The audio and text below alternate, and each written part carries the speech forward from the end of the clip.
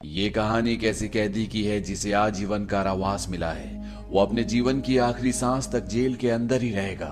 पर जब उसे पता चलता है कि उसकी बेटी को उसकी जरूरत है, तो वो किसी भी कीमत पर इस जेल से निकलना चाहता है। इस कहानी की शुरुआत में जेल से भागते हुए कुछ कैदियों को दिखाया जाता है, जो फर्श तोड़कर नीचे टनल में चले जाते हैं। और इसके बाद उस डक्ट को दिखाया जाता है जहां से सब के सब यहां तक पहुंचे हैं। वहां पर एक वुलन कैप भी होती है। यहाँ से कहानी चली जाती है फ्लैशबैक में, जहां पर जेल के अंदर कई सारे कैदी हैं और इन्हीं कैदियों में एक कैदी होता है जिसका नाम पैरी है। पैरी को उम्र कैद की सजा है, यानी कि वो जेल से कभी भी बाहर नहीं जा सकता। उसे अपनी पूरी जिंदगी इसी जेल के अंदर बितानी होगी और ना ही उसे पैरोल पे बाहर छोड़ा जाएगा। पैरी का जो सेलमेट होता है, जो कई सालों से उसके साथ है, उसकी सजा पूरी हो चुकी है और वो यहाँ से चला जाता है। उसके बदले यहाँ पर एक नया लड़का आता है। इसका नाम लेसी होता है और अब लेसी पैरी के साथ उसी के सेल में रहेगा, क्योंकि वो उसका नया सेलमेट है। यहाँ पर पैरी के बहुत सारे लेटर्स वापस आए होते हैं, जो उसने पिछले 14 साल में अपनी बेटी को लिखे हैं। पर 14 साल में आज पहली बार उसे एक लेटर मिलता है, जिसमें ये लिखा होता है कि ड्रग की ओवरडोज की वजह से उसकी बेटी की तबीयत बहुत ज्यादा खराब है, उसकी जान भी जा सकती है। ये संदेश मिलने के बाद पैरी पूरी तरह से परेशान हो जाता है, क्योंकि वो अपनी बेटी से बहुत प्यार करता है और अब किसी भी कीमत पर वो इस जेल से भागकर अपनी बेटी के पास जाना चाहता है, उससे मिलना चाहता है। जब वो वॉशिंग मशीन के अंदर कपड़े लेने के लिए जाता है, तो वो देखता है कि वहां पर एक ऐसी जगह होती है जहां से ड्रायर की हवा बाहर निकलने का रास्ता होता है। ये एक एयर वेंट है।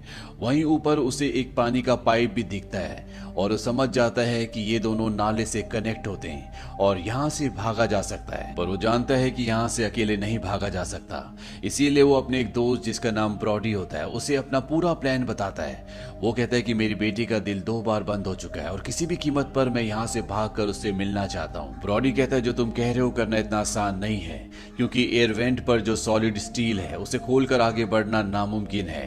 पैरी कहता है एक आदमी कर सकता है और वो लैनी है। लैनी एक चोर और बॉक्सर है जो बहुत ही पावरफुल है। ब्रॉडी कहता है कि अगर तुम एयर वेंट के अंदर चली भी गए तो तुम ज्यादा दूर तक नहीं जा सकते। पैरी कहता है इसीलिए मैं तुमसे पूछ रहा हूँ। दरअसल ब्रॉडी को इस जेल के नक्शों का पूरा आइडिया होता है, पर वो रिस्क नहीं लेना चाहता, इसीलिए वो सोच में पड़ जाता है। पैरी लैनी के पास जाता है, जो कि बॉक्सर और एक चोर है। वो उसे अपने प्लान के बारे में बताता है और वो उनका साथ देने के लिए तैयार हो जाता है। यहाँ पर ब्रॉडी भी मान जाता है और अब ये तीनों के तीनों एक साथ मिलकर प्लान बनाना शुरू करते हैं। पैरी इन दोनों को बताता है कि हमें किसी भी तरह लॉन्ड्री तक पहुंचना होगा, पर लॉन्ड्री तक पहुंचना इतना आसान नहीं है, क्योंकि वहां पर 3 गेट्स है, साथ ही साथ वहां पर गार्ड भी होता है। लैनी कहता है कि मैं एक चोर हूं, ना कि जादूगर। पैरी बताता है कि वहां पहुंचने का एक और रास्ता है। दरअसल जेल के अंदर एक चर्च है और चर्च में एक कन्फेशन रूम है और उस कन्फेशन रूम से एक रास्ता होता है जो सीधा लॉन्ड्री तक पहुंचता है। लैनी कहता है लेकिन हम चर्च के अंदर पहुंचेंगे कैसे? पैरी कहता है कि इसका रास्ता मेरे पास है। दरअसल जब पैरी चर्च के अंदर गया होता है, तो वहां पर दरवाजे पर जो चाबी लगी होती है, पैरी ने उसका निशान चिकनी मिट्टी पर ले लिया होता है, यानी कि अब ये चाबी बना सकते हैं। पर अभी भी एक सबसे बड़ी प्रॉब्लम ये होती है कि जब ये लॉन्ड्री तक पहुंच जाएंगे तो वहां पर जो एयर वेंट है उसे काटेंगे कैसे, क्योंकि वो स्टील का होता है और ये काटना इतना आसान नहीं है। पर लैनी इसका रास्ता निकाल लेता है। उसकी सेल में जो लोहे का स्टूल होता है वो उसकी पाइप्स काटता है और उससे एक रॉड बनाता है। वहीं पर वो एक सांचा बनाता है जिसमें वो एक हीरा फिट करके उस स्टील को काट सकता है। पर सबसे बड़ा चैलेंज ये है कि उसे यहाँ पर हीरा चाहिए। लैनी ये तो जानता है कि जेल में हीरा कहाँ पर मिल सकता है, लेकिन उसे हासिल करना इतना आसान नहीं है। दरअसल जेल के अंदर जो कैदी हैं ये आपस में फाइट करते हैं और दूसरे कैदी इन पर पैसे लगाते हैं। यहाँ पे एक बहुत ताकतवर फाइटर होता है। इस फाइटर के दांत में हीरा लगा होता है, पर इससे कोई भी फाइट करने से डरता है। लैनी उसे चैलेंज कर देता है और उसके बीच में और उस फाइटर के बीच में लड़ाई होती है। वो फाइटर लैनी को बहुत बुरी तरह से मारता है, पर लैनी उसका वो दांत जिसमें हीरा लगा हुआ है वो तोड़ने में कामयाब हो जाता है और अब लैनी के पास हीरा है। लेनी हीरा उस रॉड पर फिट कर देता है जिससे वो एयर वेंट को काटेगा। इसके बाद ये पूरा प्लान एक बार फिर से डिस्कस करते हैं। सबसे पहले ये चर्च के अंदर जाएंगे और वहां पर जो कन्फेशन रूम है वहां से लॉन्ड्री तक पहुंचेंगे।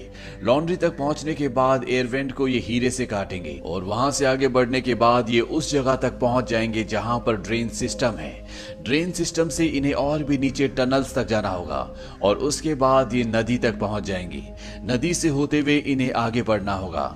लैनी कहता है कि मुझे तैरना नहीं आता। ब्रॉडी कहता है तुम्हें तैरने की जरूरत नहीं है, वहां पर एक बहुत बड़ा बांध है जहां पर नदी है और नदी के नीचे टनल्स हैं जो रेलवे लाइन को कनेक्ट होती है और हमें उन्हीं टनल्स के नीचे से रेलवे लाइन तक पहुंचना होगा जो हमें सीधा मेट्रो स्टेशन तक ले जाएंगी। पेरी कहता है हाँ, और हम मेट्रो स्टेशन की भीड़ में कहीं गायब हो जाएंगे। ब्रॉडी कहता है हम ऐसा नहीं कर सकते, हमें स्टेशन खुलने से पहले वहां स्टेशन पर पहुंचना होगा क्योंकि ठीक 5 बजे जब मेट्रो शुरू होती है तो रेलवे ट्रैक्स पर 630 वोल्ट का करंट छोड़ दिया जाता है। इसीलिए हमें 5 बजे से पहले स्टेशन तक पहुंचना होगा। और अब इनका पूरा प्लान बन चुका है, बस इन्हें इस प्लान को अंजाम देना है। पर चीजें इतनी आसान नहीं होती। यहाँ पर एक कैदी जिसका नाम टोनी है वो इन्हें प्लानिंग करते हुए देख लेता है और जब पेरी नहा रहा होता है वो उसके पास आता है और वो कहता है कि उसे आधा किलो ड्रग्स चाहिए, नहीं तो वो उनके प्लान को सबको बता देगा और वो कभी भी यहाँ से भाग नहीं पाएंगे। टोनी इस जेल के सबसे खूंखार, सबसे ताकतवर कैदी का भाई है जो सारे कैदियों के ऊपर रूल करता है। वो जब चाहे किसी को भी मार सकता है और उसके होते हुए उसके छोटे भाई टोनी को कोई हाथ भी नहीं लगा सकता। इसीलिए अगर इन्हें यहाँ से निकलना है तो इन्हें टोनी को आधा किलो ड्रग्स देना होगा और ये काम सिर्फ बटिस्टा कर सकता है जो कि एक कैदी है जो केमिस्ट है और वो जेल में कई बार पहले भी ड्रग्स बना चुका है। पेरी उसके पास जाता है, उसे कहता है कि अगर उसने उसका काम कर दिया तो वो उसे अपने साथ इस जेल से बाहर ले जाएगा। बटिस्टा इस बात के लिए मान जाता है और वो पेरी को आधा किलो ड्रग्स बनाकर दे देता है। अब अगली सुबह टोनी पेरी के सेल में ड्रग्स लेने के लिए आता है जहां पर पेरी का सेलमेट लेसी भी होता है। टोनी ने लेसी के साथ कई बार रेप किया है, इस वजह से उसने अपनी जान देने की भी कोशिश की थी पर पेरी ने उसे बचा लिया था। यहाँ पर टोनी एक बार फिर से लेसी के साथ बदतमीजी करता है पर पेरी उसका माइंड डाइवर्ट करके उसे अपने पास बुला लेता है और जैसा कि उसने आधा किलो ड्रग्स मांगा था वो उसे आधा किलो ड्रग्स दे देता है। पर लेसी यहाँ पर बहुत खुंदक में होता है, वो सेल में पड़ी एक चेयर उठाकर कई बार टोनी के सिर पर प्रहार करता है। इसके बाद वो तकिए से उसका दम घोटकर उसे मारना चाहता है पर पेरी उसे ऐसा करने से रोक लेता है। टोनी मौका देखकर यहाँ से बाहर भाग जाता है पर वो अधमरा होता है इसीलिए सीढ़ियों से गिर जाता है। टोनी की मृत्यु हो जाती है। यहाँ पर टोनी के साथ एक और कैदी आया होता है जिसने सब कुछ अपनी आंखों से देखा था। वो ड्रग्स लेकर भाग जाता है और जब वो ड्रग्स लेता है तो उसकी मौत हो जाती है। दरअसल बटिस्टा और पेरी ने जानबूझकर किया था और अब टोनी का बड़ा भाई जिसका नाम रिजा है वो पेरी के पास आता और उससे सब कुछ पूछना चाहता है।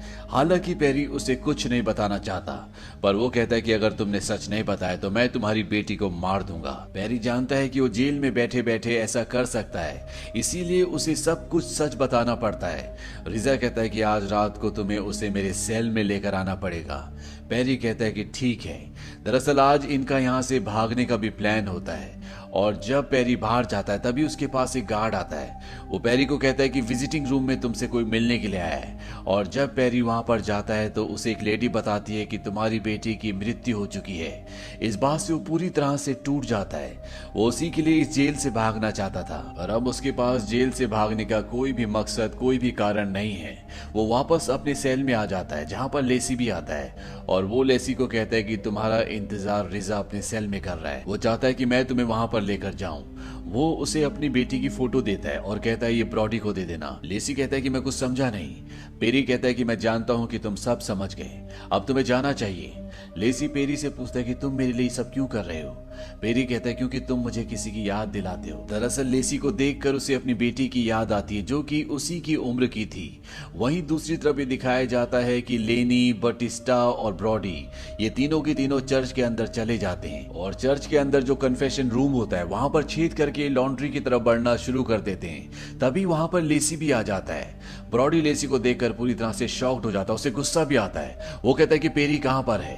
तभी लेसी उसे पेरी की बेटी की फोटो दिखाता है। ब्रॉडी समझ जाता है कि इसे उसके दोस्त पेरी ने भेजा है। इसके बाद ये वहां पर छेद करके चारों के चारों नीचे की तरफ जाना शुरू कर देते हैं। अब पेरी भी वहां पर आ जाता है और ब्रॉडी की जो कैप पड़ी होती है उसे उठाकर वो भी उस छेद के अंदर चला जाता है। ये चारों के चारों लॉन्ड्री के दरवाजे के बाहर पहुंच जाते हैं, जहां पर ये ताला खोल के लॉन्ड्री के अंदर एंटर कर जाते हैं। पर अब अगर इन्हें आगे बढ़ना है तो इन्हें एयरवेंट की जो स्टील की शीट है उसे काटना होगा, जिसके लिए लेनी ने हीरे से टूल बनाया है।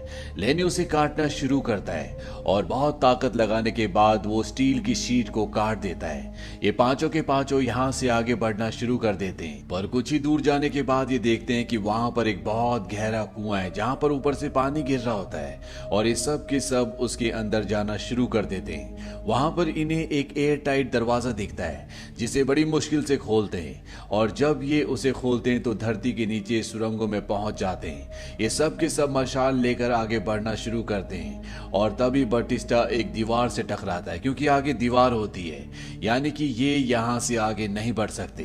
ये सब यहाँ पर फंस चुके हैं, इसीलिए सब के सब हताश हो जाते हैं। लेसी यहाँ पर फ्रस्ट्रेशन में शिट कह देता है और इस बात से लेनी को गुस्सा आता है, क्योंकि वो उनके प्लान में शामिल नहीं था। वो उसे एक पंच मारता है, लेकिन पंच उसे नहीं बल्कि दीवार को लगता है और दीवार से एक मिट्टी का टुकड़ा नीचे गिरता है। ये समझ जाते हैं कि ये दीवार कच्ची है और इसके बाद इनके पास जो लोहे की रॉड होती है उससे दीवार को खोदना शुरू कर देते हैं और बहुत जल्दी ये उसमें एक बहुत बड़ा छेद बना देते हैं। छेद होने के बाद ब्रॉडी उसके अंदर जाता है और वो दूसरी तरफ दीवार को धकेलना शुरू कर देता है, पर तभी ऊपर से बहुत सारी मिट्टी गिर जाती है, जिससे वो पूरा उसके अंदर दब जाता है। बहुत मुश्किल से ब्रॉडी को बाहर निकाला जाता है और ये सब के सब दीवार के दूसरी तरफ पहुंच जाते हैं। ब्रॉडी अब जख्मी है, इसीलिए बटिस्टा उसे अपने कंधे पर लेकर आगे बढ़ता है और आगे जाने के बाद ये एक स्टेशन पर पहुंच जाते हैं जो कई सालों से बंद है। यहाँ पर ये मैप भी देखते हैं, जिससे इन्हें समझ में आ जाता है कि ये सही रास्ते पर हैं। इन्हें 1 घंटे के अंदर स्टेशन तक पहुंचना होगा, क्योंकि ठीक 5 बजे रेलवे ट्रैक्स पर करंट छोड़ दिया जाएगा। ब्रॉडी को इन्हें यहीं पर छोड़ना पड़ता है, क्योंकि उसकी मृत्यु हो चुकी है। ये उसे एक बेंच पर बिठाकर आगे निकल पड़ते हैं। तभी ये देखते हैं कि कुछ गार्ड्स इनका पीछा कर रहे हैं। ये सब के सब नीचे पानी में कूद जाते हैं और किसी तरह से गार्ड से बचकर ये किनारे तक पहुंच जाते हैं। किनारे पर पहुंचने के बाद ये उस ट्रैक की तरफ बढ़ चलते हैं जहां से बाहर निकल सकते हैं, पर तभी यहाँ पर बटिस्टा का पैर ट्रैक के बीच में फंस जाता है। लेनी उसका पैर छुड़ाने के लिए जाता है, क्योंकि पीछे से एक ट्रेन आ रही होती है, पर इससे पहले कि वो उसका पैर छुड़ाता, ट्रेन उन दोनों को कुचल कर आगे निकल जाती है, यानी कि उन दोनों की मृत्यु हो चुकी है और अब यहाँ पर सिर्फ 2 बचे हैं, एक लेसी और दूसरा पेरी। ये दोनों के दोनों आगे बढ़ते हुए स्टेशन तक, प्लेटफॉर्म तक पहुंच जाते हैं, यानी कि ये दोनों आजाद हो चुके हैं, अपनी मंजिल तक पहुंच चुके हैं। यहाँ पर पेरी के पेट पर एक जख्म भी दिखाया जाता है, यानी कि वो जख्मी है। वो लेसी को बोलता है कि तुम जाओ। लेसी वहां से भागता हुआ निकल जाता है और पेरी अब अपने आप को आजाद करने के लिए धीरे धीरे एस्केलेटर से ऊपर बढ़ना शुरू कर देता है और जैसे ही ऊपर पहुंचने वाला है उसे एक झटका लगता है, जैसे पीछे से उसे किसी ने मारा हो। और तभी ये दिखाया जाता है कि वो अभी भी जेल के अंदर है। वो टोनी, जिसका कत्ल कर दिया गया था, उसके बड़े भाई रिजा, जो कि सभी कैदियों के ऊपर अपना हुक्म चलाता है।